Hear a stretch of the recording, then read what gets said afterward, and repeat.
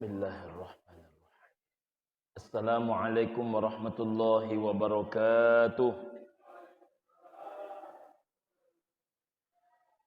Innal hamdalillah salatan wa salaman ala Rasulillah. Asyhadu an la ilaha illallah wahdahu la syarikalah wa asyhadu anna Muhammadan abduhu wa rasuluhu la nabiyya ba'dah.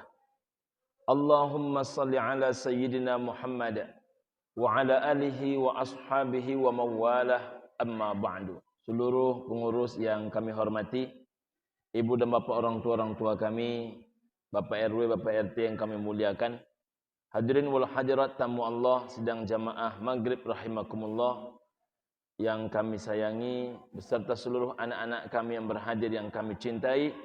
Mudah-mudahan kita semua adalah tamu yang senantiasa dimuliakan Allah Subhanahu wa taala. Amin ya rabbal alamin.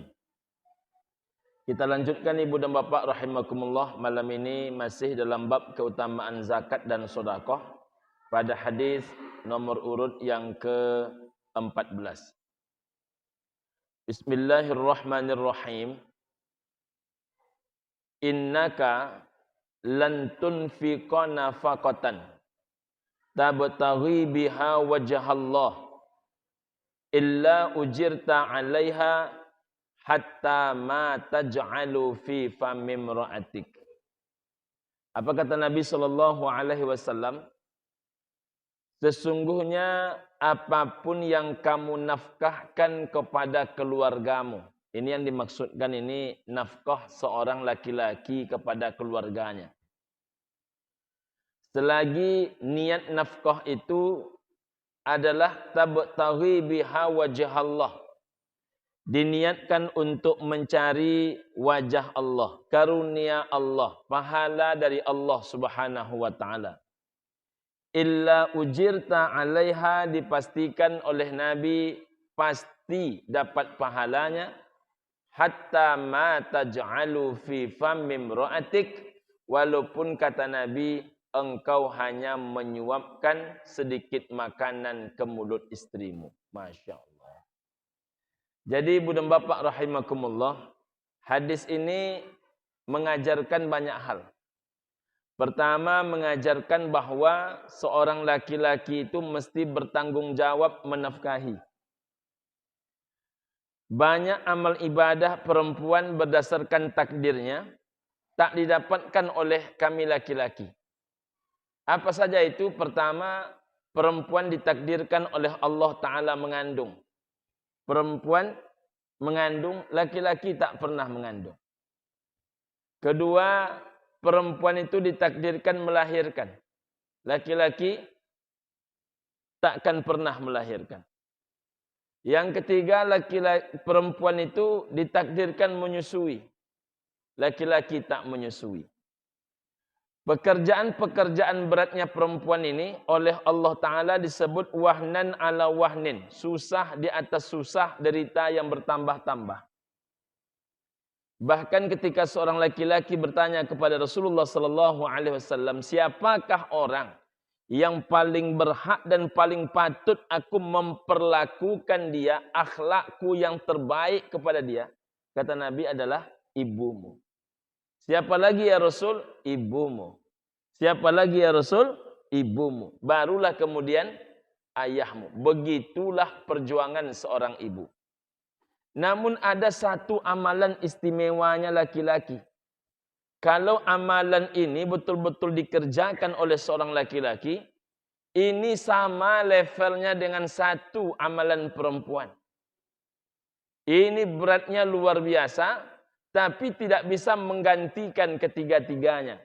Dia hanya berada di salah satu nomor terbaik yang tentu tidak bisa menggantikan mengandung, melahirkan, menyusukan. Apa itu? Menafkahi. Maka ibu dan bapak rahimakumullah, kalau itu difahami oleh setiap laki-laki, maka kita tidak akan pernah menengok ada laki-laki di dunia ini yang mau dia ongkang-ongkang kaki. Kita akan menengok laki-laki itu berangkat pagi, pulang sore, berangkat pagi, pulang malam, tunggang langgang, peres keringat, banting tulang.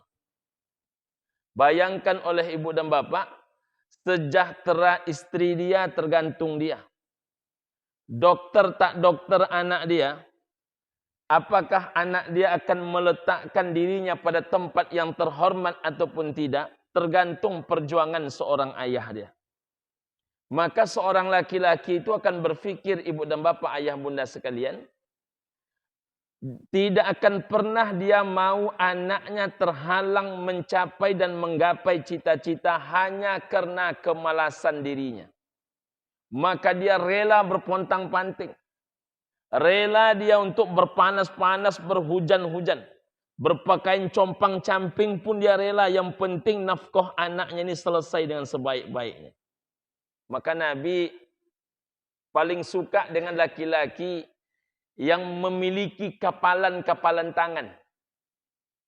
Mengapa Nabi suka dengan laki-laki yang memiliki kapalan-kapalan tangan? Itu berarti dia adalah seorang yang pekerja keras. Banyak hari ini ibu dan bapak laki-laki mohon maaf numpang hidup di dalam harta bininya.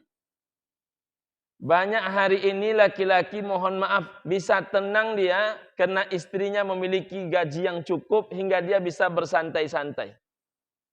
Dia lupa dalam hartanya suami itu dipastikan ada harta istri, tapi dalam harta istri itu tidak dimiliki hartanya oleh suami. Karena suamilah yang bertanggung jawab menafkahi istri, bukan istri yang bertanggung jawab menafkahi suami. Rupanya ini bukan hanya sekedar tanggung jawab, tapi ini nilai amal yang begitu dahsyat. Saking dahsyatnya kata Nabi SAW, ketika seseorang menafkahi keluarganya, selagi niatnya tabtaghi biha wajhallah, niatnya mencari karunia Allah, maka illa ujirta 'alaiha, pasti mendapatkan pahalanya, hatta ma taj'alu fi fami imra'atik, walaupun hanya menyuapkan sedikit makanan ke mulut istrinya. Kalau menyuapkan sedikit makanan ke mulut istri saja berpahala, apalagi dia pontang-panting mencari nafkah. Maka ibu dan bapak ibu akan bisa menengok itu. Laki-laki yang tidak berhitung menafkahi keluarga, itu rezekinya lancar. Laki-laki yang tidak berhitung dalam memberi kepada istrinya, dengan artian tidak pelit kepada istrinya, maka Allah pun tidak pelit memberi kepada dia. Jadi kalau ada laki-laki yang susah hidupnya, jangan-jangan dia itu pelit kepada istrinya. Kalau ada laki-laki yang susah dalam hidupnya, jangan-jangan dia itu berhitung dengan anak-anaknya. Maka kalau kita ini ingin rezeki kita lancar, maka berikan nafkah terbaik kepada istri kita, berikan kemudian nafkah terbaik kepada anak-anak kita, sekolahkan di tempat yang terbaik untuk anak-anak kita, dan jangan lupa menafkahi kedua orang tua kita. Maka insya-Allah ibu dan bapak itu rezekinya lancar. Nah, ini nafkah. Hebatnya lagi bang, seorang laki-laki ini kalau menafkahi keluarganya 2 pahalanya. Pertama tetap dihitung pahala nafkahnya, yang kedua dihitung pahala infaknya. Masya Allah. Jadi ibu-ibu, sungguh beruntung ibu-ibu yang mendapat laki-laki yang bertanggung jawab. Sungguh beruntung. Karena ada juga kadang-kadang laki-laki ini, ibu dan bapak rahimakumullah, untuk angsuran rumah dia harus bini dia yang membayar. Bukan karena dia tak berduit, karena dia berhitung dengan istrinya, dengan keluarganya sendiri. Ada orang macam itu? Ada. Untuk SPP anak dia, ingin dia berbagi juga dengan bini dia. Sebulan dia membayar, sebulan istri dia membayar. Dia anggap ini kan anak-anak berdua, maka tanggung jawabnya tanggung jawab berdua, kata dia. Sebab sekali abang yang bayar, sekali kamu yang bayar. Dia tak tahu tanggung jawab menafkahi itu bukan tanggung jawab bini, tanggung jawab laki-laki. Maka ibu dan bapak rahimakumullah, itulah amal yang bisa mendekatkan spesial amal dari seorang laki kepada seorang perempuan, yakni amal ibadah mencari nafkah. Makin banyak menetes peluh keringat bapak itu mencari nafkah, maka semakin mulia bapak di hadapan Allah. Makin nampak bapak berpontang-panting oleh Allah Ta'ala mencari nafkah, maka semakin naiklah derajat bapak di hadapan Allah Subhanahu wa Ta'ala. Itu hadis nomor 14. Kita lanjutkan yang ke-15. Afdalus sodaqati, seafdal-afdalnya sodakoh, kata Nabi, ala zirrahmi, diberikan kepada orang yang terikat hubungan perut dengan kita, tapi orang itu adalah al-kashih, yang membenci kita. Apa yang dimaksud ibu dan bapak rahimakumullah? Ada dua orang dalam hidup kita ini yang kadang-kadang kita lupa memberi kepada dia. Ada namanya eksternal, ada namanya internal. Siapa itu eksternal yang paling berhak menerima sesuatu dari kita, Ustaz? Dalam sebuah hadis kata Nabi SAW, al-jaru ahaqqu bisyuf'atih. Tetanggamu, kata Nabi, adalah orang yang paling berhak menerima pemberianmu. Jadi tetangga ini paling berhak nih Bang Kowi. Tetangga kita ini adalah orang yang paling berhak menerima pemberian kita. Banyak orang hari ini, ibu dan bapak rahimakumullah, kaya pun dia, tetangga dia tak merasakan kekayaan dia. Hebat pun dia, berpangkat pun dia, punya jabatan pun dia, tetangga dia tak menengok hasil daripada pangkat dan jabatan dia. Hingga muncul busuk hati tetangga kepada dia. Dia pun salah paham, dikiranya kemudian orang busuk hati tanpa asbab kepada dia. Padahal orang busuk hati itu dikarenakan dia dianggap orang kaya yang pelit. Tetangga itu hanya mendapatkan asap mobilnya dan hawa makanan dia. Itu pun di-share pula oleh dia. Memasak sesuatu dia, dikirim pula videonya oleh bini dia. Hello guys, kata bini dia. La tu'zihirih. Jangan engkau tiupkan aroma makananmu, kata Nabi. Kepada siapa? Kepada tetanggamu. An kidrika. Dari baun periuk dan kualimu, dari aroma makanan dan masakanmu, illa antugrifa biha, kecuali kata Nabi kalian cidukkan sebahagian isinya untuk tetangga kalian. Kalau di kampung-kampung ini masih jalan ini Pak. Di kampung-kampung masih jalan nih. Di kampung-kampung itu kita salut. Ini kan musim-musim Maulid Nabi nih Ibu dan Bapak. Saya termasuk alhamdulillah cukup banyak diundang di kampung-kampung tuh. Rata-rata acara mulai ba'da isya, tapi kita diminta hadir menjelang maghrib. Kok cepat betul Pak Ustadz? Karena habis sholat maghrib itu acara makan bersama. Di kampung-kampung tuh asal ada Maulid Nabi, asal ada Isra Mi'raj, asal ada acara-acara peringatan hari besar Islam, itu ba'da maghrib makan bersama. Keluar baung orang, keluar tapah orang. Di kampung-kampung. Di kota-kota ini saya tengok yang paling banyak ibu dan bapak, bakwan ke bakwan, bakwan ke bakwan, bakwan ke bakwan.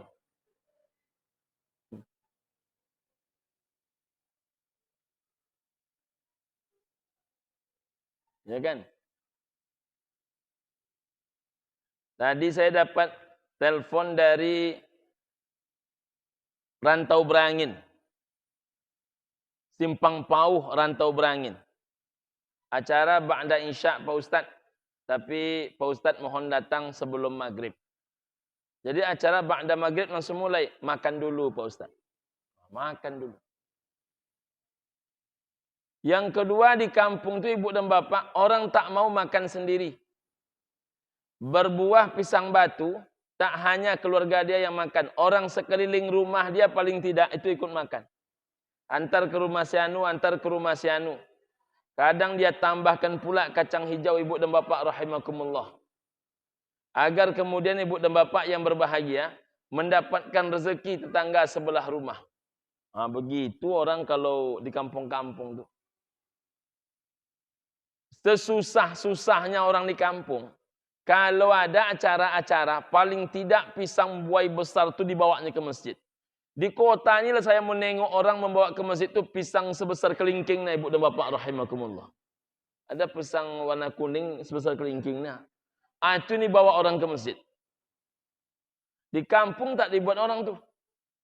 Malu orang kalau membawa pisang-pisang kecil itu ke masjid. Pisang spesial. Artinya apa? Itulah masanya dia berbagi rezeki.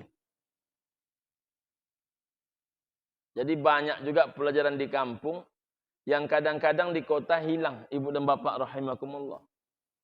Termasuklah yang diceritakan tadi, suka berbagi makanan.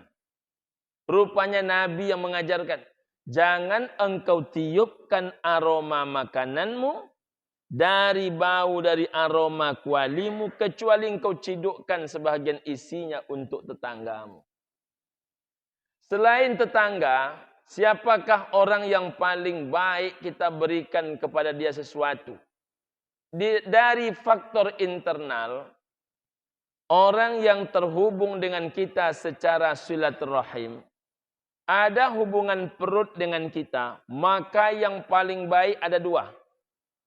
Siapakah orang yang paling baik menerima pemberian kita? Mak kandung kita, ayah kandung kita.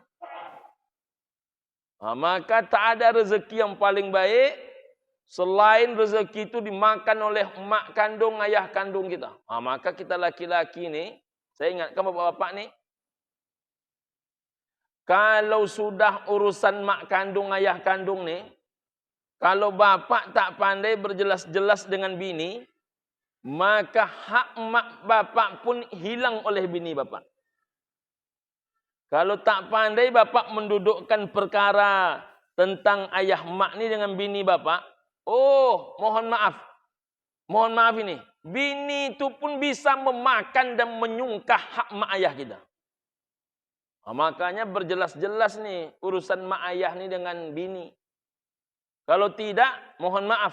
Seberapa banyak laki-laki kokoh di luar sana, tapi menjadi pengecut di depan bini dia. Seberapa banyak laki-laki mampu bertegas sikap di luar sana, tapi tak mampu bersikap di depan bini dia dalam urusan ayah dan emak dia. Maka jangan heran ibu dan bapak, ada laki-laki itu mau ngasih duit emak kandungnya 300.000 cuman harus seizin bini dia. Kalau ndak izin bini dia pucet muka dia. Banyak laki-laki macam itu. Walaupun tato dia nago. Hilang bagak dia depan bini dia. Padahal, saya bukan pula menyalahkan ibu-ibu. Padahal, dalam semua hal, kita dengarkan bini kita. Tapi kalau sudah itu berbenturan dengan nafkah kepada emak kandung, ayah kandung, itu tak bisa nego itu. Yang mengandung kita, mak kandung kita. Yang melahirkan kita, mak kita. Yang menyusukan kita, mak kita. Yang dulu berkelahi dengan orang demi anaknya tak diganggu orang, mak kita, ayah kita. Yang mau berpanas berhujan tu mak kandung, ayah kandung kita. Lalu minta izin pula kita kepada bini kita ngasih duit 300.000. Berhentilah jadi laki-laki. Tapi ibu dan bapak, kalau bini sampilik itu memang sampai ke sempilik. Maka suatu kali saya ditemui oleh seorang ibu-ibu. Pak Ustadz, kata dia, saya ini beruntung dapat suami Pak Ustadz. Kenapa ibu beruntung? Abang kau Pak Ustadz sampailah kenan jujur. Apa jujur dia? Barapun gaji dapat Pak Ustadz bagikan kambo kasadonya. Saya tanya, mak dia masih hidup? Ada. Jadi jatah mak dia macam mana? Saya bilang. Ayo jatah maknya beko, ambo mengaluan Pak Ustadz. Ini mohon maaf saya nih. Tanpa saya bermaksud menyamaratakan seluruh perempuan. Sekali lagi ini saya tidak menyamaratakan seluruh perempuan. Kalau duit itu sudah sampai ke tangan perempuan, lalu bapak minta duit itu balik untuk ngasih emak bapak, itu bapak sudah menikah dengan bidadari itu.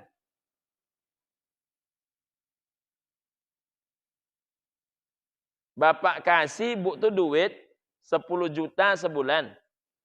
Lalu bapak ambil balik untuk ayah bapak, emak bapak, mohon maaf 1 juta sebulan. Dari tangan dia. Atau dia pula yang ngasih ke emak bapak, ayah bapak. Dia yang mengeluarkan. Kalau ada bapak dapat bini macam tu, sudah menikah dengan bidadari bapak level itu.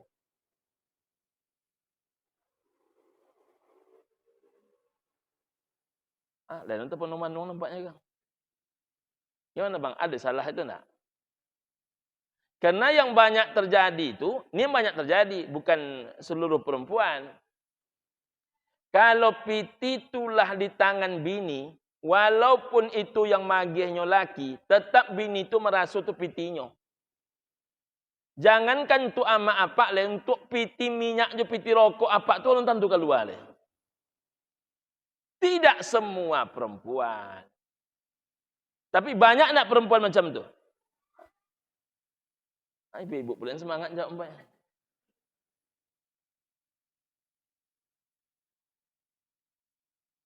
Kenapa ibu-ibu ni menyebut banyak? Karena ibu-ibu ni kan juga punya menantu beliau-beliau ni kan.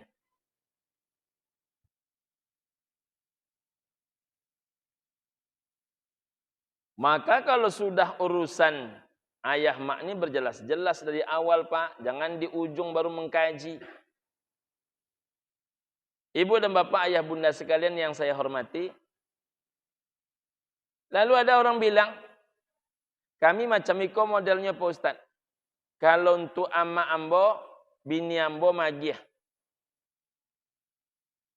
Kalau untuk mintu ambo, ambo magih. Saya bilang, ya sistemnya silang.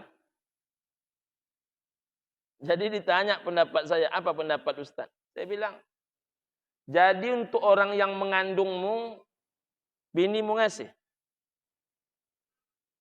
Untuk orang yang melahirkan engkau, binimu ngasih.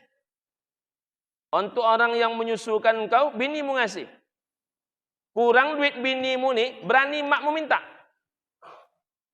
Tak masuk kotak saya itu. Tapi kalau kita yang ngasih bang, kalau kita yang ngasih, kita kasih 600. Mak, 600 ayah. Apa kata mak kita? Iko piti kapasauden goye buang. Ko piti kapasauden goye piti ubek den. Berani mak kita. Kalau yang ngasih itu anak dia. Tapi kalau yang ngasih menantu dia terkunci mulut mak kita tuh. Ya ibu-ibu. Oh ibu-ibu. Kan.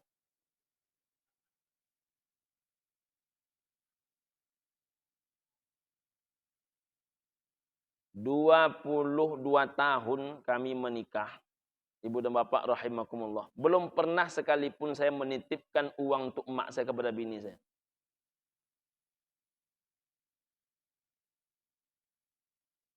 Bapak ibu yang cukup kenal dengan saya, insya Allah istri saya orangnya tak berhitung. Tapi kalau saya titip kepada istri, emak saya kan terkunci mulutnya. Segan menyegan kan ada. Tapi kalau dengan anaknya tak segan. Apa banyak iko? Itu emak berani. Tapi kalau ke menantu mana berani emak kita macam tu?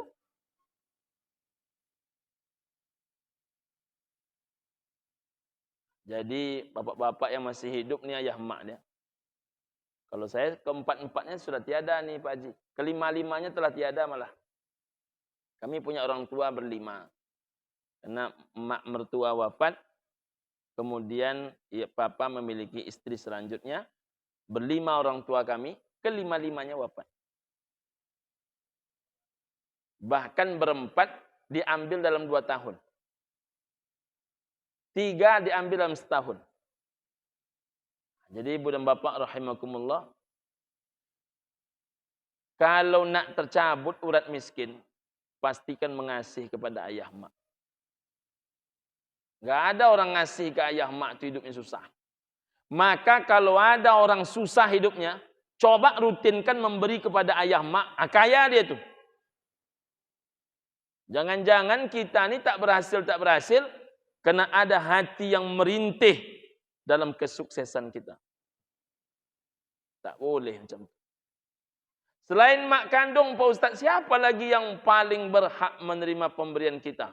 Ini kata Nabi pahalanya paling tinggi. Siapa itu? Dirrahmi. Orang yang ada hubungan seperut dengan kita. Contohnya adik-beradik. Tapi al-kashih. Hatinya terganggu kepada kita. Dia benci dengan kita. Kenapa dia benci, Pak Ustaz? Abang ni abang paling tua. Tapi tidak adil dalam membagi harta warisan. Benci adik kandungnya kepada abang kandung dia.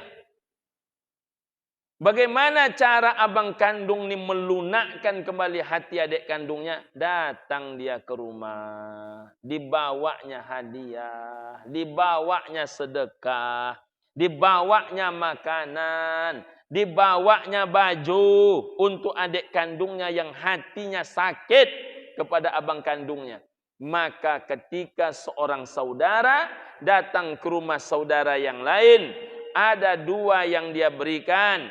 Pertama, ketika dia memberikan makanan, tetap dihitung sebagai sedekah. Lalu yang kedua, dia dihitung sebagai menghubungkan hubungan yang rusak. Menyambung kembali hubungan yang retak. Mengaitkan kembali segala yang terputus. Maka ibu dan bapak rahimakumullah, seorang keluarga yang datang ke rumah keluarganya dalam rangka memperbaiki hubungan yang rusak, itu paling afdal sedekahnya. Masya Allah. Ini kan yang terjadi kebanyakan, Pak. Makin benci adik dia kepada dia, biarlah macam tu. Ini itu yang terjadi, Pak. Biarlah dia macam tu. Kan bara lamu bana talok deknya. Kan gitu kebanyakan tu. Kan bara lamu bana talok deknya tu. Biarnya macam tu. Ndak disapunya, Pak, anti. Menangis orang tuanya di alam kubur menengok anak-anak yang saling berpisah hati. Ada orang macam tu, Pak? Ada. Kalau seorang mukmin dengan seorang mukmin mereka itu berjarak, maka dipastikan ada dunia di antara mereka. Tapi bila seorang saudara kandung dengan saudara kandung berpisah hati, itu biasanya ini ada harta warisan di antara mereka. Ndak boleh keponakan tu menyapu mamaknya. Dianggap oleh keponakan ini mamak ni membagi harta pusoko macam membola bulu. Nancik dipijak, nancik dinayokkan. Benci anak keponakan kepada mamaknya. Tapi kemudian 2 tahun kemudian pulang haji, bangkit sadar si mamak, taubatan nasuha dia, datang dia ke rumah keponakannya, dikaitkannya kembali hubungan yang sudah mulai berjarak, ditautkan kembali hubungan yang terputus. Maka ketika dia datang membawa makanan, membawa sesuatu untuk memperbaiki hubungan yang rusak, maka dapat 2 pahala, pahala sedekah dan pahala memperbaiki hubungan yang rusak. Jadi hubungan adik beradik yang putus itu disambung. Jangan malah dijauhi. Maka salah satu yang paling penting kepada pengurus saya ingatkan, kalau ada ceramah-ceramah takziah, ingatkan akan hal ini. Ingatkan akan hal ini. Jangan sampai adik-beradik berkelahi gara-gara pembagian harta warisan. Ada jaminan orang yang menerima harta warisan itu kaya? Tidak juga. Seberapa banyak orang setelah menerima harta warisan, mai ise duitnya. Apa itu mesek-isek? Sampai kepada payah duitnya. Macam mana ndakkan payah duitnya? Tidak berlaku adil dalam membagi. Inilah kata orang Minang, kata orang Kampar, kata kita orang Melayu. Ke bawah tak berakar. Katihnya ndak berpucuk. Di tengah-tengahnya. Digiriat lo dek kumbang. Habislah sudah. Rusak binasalah badan.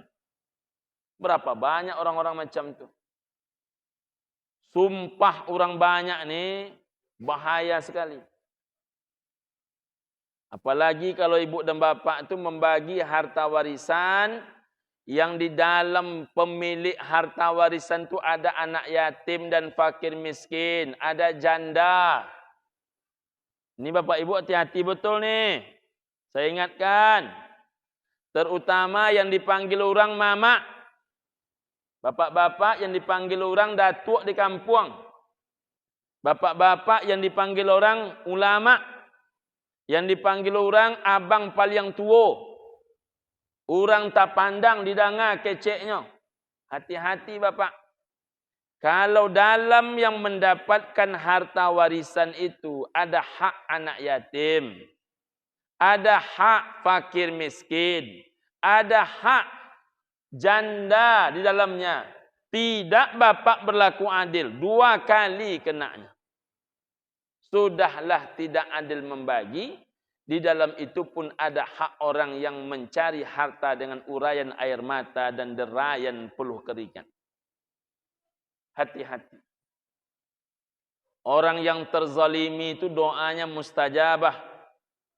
Doa mereka diterima oleh Allah Ta'ala. Kalau sempatlah mereka mengadu kepada Allah Ta'ala, kemana kita nak berlari? Maka hati-hati betul.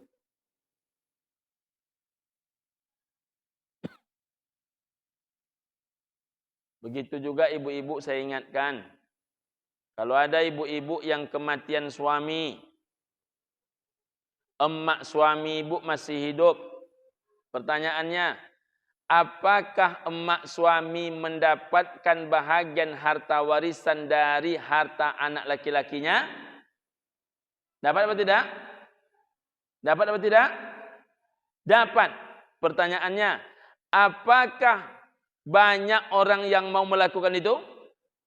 Tidak banyak. Ada, cuma tidak banyak.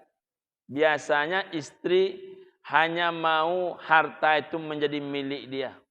Dia lupa kalau di dalam harta benda yang ditinggalkan oleh suami, di dalam harta itu ada harta emak kandung dia. Maka ibu kau sudahlah hidupnya susah. Di waktu dia membesarkan anak susah. Setelah anak pun menikah dia tidak dapat perhatian. Kemudian setelah anaknya kaya, inya tetap hidup menderita. Setelah anaknya mati, harato anak pun tak sampai ke tangan dia. Maka bini-bini yang macam itu, dia akan diminta untuk pertanggungjawaban di hadapan Allah Subhanahu wa Ta'ala. Maka ibu dan bapak, ayah bunda sekalian yang saya cintai, yang begitu-begitu itulah kita perbaiki. Kalau ada ibu-ibu yang terlanjur macam tu, masih hidup mertua tu, cari, temui, minta maaf, balikkan harta tu. Apanya? Kalau memang tak ada lagi macam mana kita nak memberikan. Tapi paling tidak, kalaulah mau ibu mewakafkan harta itu sejumlah yang mestinya dia terima. Menjadi amal jariah untuk orang tua itu. Kenapa demikian? Saya ingatkan kaji ini berulang-ulang ke ibu-ibu. Kenapa demikian Pak Ustaz? Karena ibu-ibu ini kan juga akan menjadi tua. Betul tak? Apa perasaan kita kalau anak bujang kita ini tak perhatian kepada kita. Macam itu juga sebetulnya mertua kita kalau suami kita maksudnya, suami ibu-ibu, tidak perhatian kepada mak kandung dia. Saya yakin dan percaya ibu-ibu tentu senang hati kalau anak bujang peduli, ya kan? Ketika ulun babininya mengerti, ketika lah babininya tetap peduli, kan luar biasa itu. Mendapat intan permata kehidupan ibu-ibu itu. Kalau dapat oleh ibu anak-anak bujang peduli itu. Maka yang hak-hak mertua kita jangan kita ambil alih. Na'udzubillahi min dzalik. Yang punya awak aja dimakan. Yang rezeki awak aja diambil. Yang tak punya awak jangan diambil. Takkan kayo awak dek memakan yang bukan punya awak dah. Tidak akan sukses kita dengan memakan hak orang. Tidak ada orang yang berhasil dibalik derai air mata orang lain. Walaupun orang lain itu adalah mertua dia. Apalagi kalau itu mertua. Menetes air mata dia, bahaya. Itulah yang dapat saya ingatkan. Masih ada waktu lebih kurang 4 menit. Kalau ada pertanyaan dipersilahkan. Silakan Bang. Ya.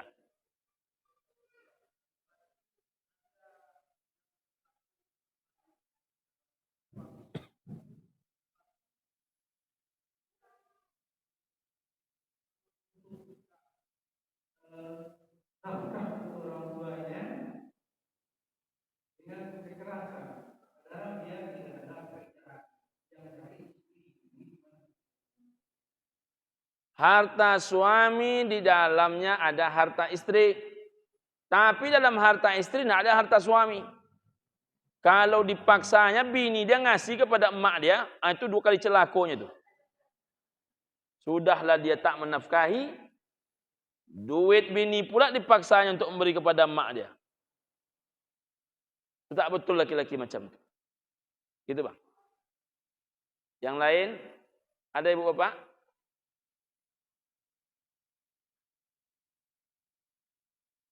Baiklah. Itulah yang dapat disampaikan. Mudah-mudahan pertemuan ini berkah. Amin ya rabbal alamin. InsyaAllah ibu dan bapak tanggal 6 besok saya pelantikan. Mohon doa ibu dan bapak semua. InsyaAllah dimudahkan, dilancarkan dalam menjalankan tugas dan bisa menjalankan sebaik-baiknya. Amin ya rabbal alamin. Terima kasih. Billahi taufiq wal hidayah war ridha minal inayah. Subhanakallahumma rabbana bihamdika asyhadu an la ilaha illa anta wa astaghfiruka wa atubu ilaik. Assalamualaikum warahmatullahi wabarakatuh.